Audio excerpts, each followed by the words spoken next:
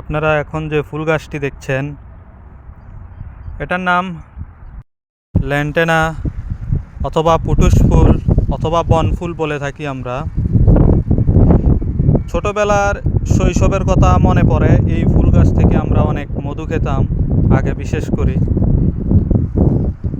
বিশেষ করে সকালবেলা আমরা এই ফুল থেকে এইভাবে ছিঁড়ে, এই যে এইভাবে দেখতে পাচ্ছেন, এটা চাপ দিলে কিছুটা রস বের হয়। এই যে দেখছেন, এই রসটা কিন্তু মিষ্টি, খুব মিষ্টি লাগে। তো এই ফুল গাছটা দেখে আমাদের শৈশবের কথা মনে পড়ে যায়। এখন এই গাছটি আর বাংলাদেশে তেমন দেখা যায় না, খুবই কম। অতীতে এই ফুল গাছটি বাংলাদেশের বিভিন্ন আনাচে কানাচে রেল লাইনের ধারে পাওয়া যায়। এটি কয়েকটা রঙের হয়ে থাকে, সাদা, বেগুনি, হলুদ, লাল এবং নীল বর্ণের হয়ে থাকে। তো আজকাল এই সকল ফুল গাছ বাড়ির বাগান করতে মানুষ ব্যবহার করে থাকে। গঠন 1 থেকে 2 মিটার হয়ে থাকে সাধারণত, কোনো কোনো ক্ষেত্রে 6 থেকে 8 মিটারও হয়ে থাকে। সৌদি আরবে এই গাছগুলি কেন লাগিয়েছে জানেন? এই গাছগুলো খরা উষ্ণ তাপেও এগুলি কিন্তু টিকে থাকে। এছাড়া এগুলি বিভিন্ন বাগান সৌন্দর্য বাড়ায়।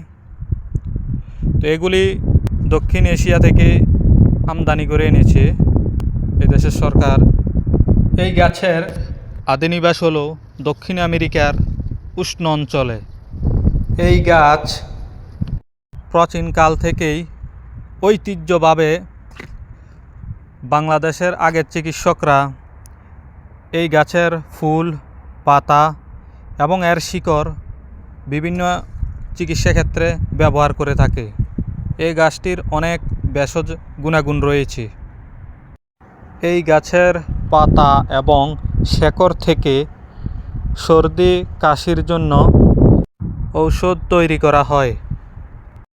এছাড়া সর্দি কাশি এবং হাঁফানির মতো সমস্যায় যদি এই গাছের ফুল এবং পাতা শুকিয়ে সেটা চা হিসাবে আপনি ব্যবহার করেন অথবা পান করেন, তো অবশ্যই কমে যাবে।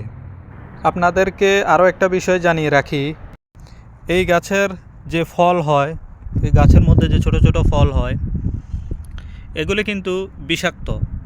তো আপনারা কাঁচা অথবা পাকা হোক, এই গাছের যে ছোট বীজগুলি হয়, ফলগুলি হয়, এগুলি আপনারা বুলেও কোনোভাবে ব্যবহার করবেন না কিংবা খাবেন না, কারণ এগুলি কিন্তু বিষাক্ত।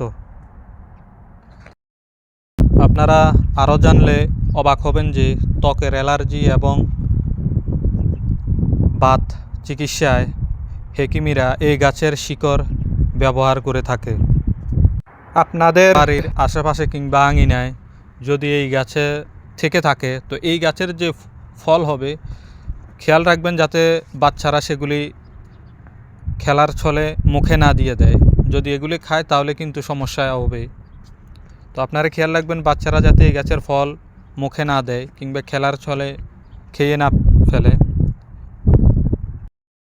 আর যদি এরকম দুর্ঘটনা ঘটে থাকে তো আপনাদের স্থানীয় ডাক্তারের অবশ্যই চিকিৎসা নেবেন, অবহেলা করবেন না। তো আজ এই পর্যন্তই, সকলে ভালো থাকবেন।